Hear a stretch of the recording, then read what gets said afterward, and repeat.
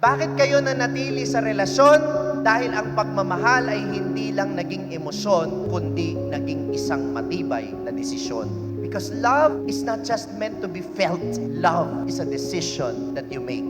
Dahil darating ang punto sa buhay mo, hindi ka nakikiligin sa taong mahal mo. Pero ang tanong, siya pa rin ba ang iyong pipiliin? And perhaps that is the reason and the wisdom of God why He made love as a commandment. Dahil kung ang pag-ibig ay hindi utos ng Diyos, siguro pwede natin gawing optional ang pagmamahal. Pero dahil ang pag-ibig ay inutos ng Diyos, ang pag-ibig pipiliin natin. Hindi lang dahil ramdam natin ang magmahal, kundi dahil gusto nating parangalan ng Diyos. Whenever we love, we honor God. Because whenever we love, we obey His command.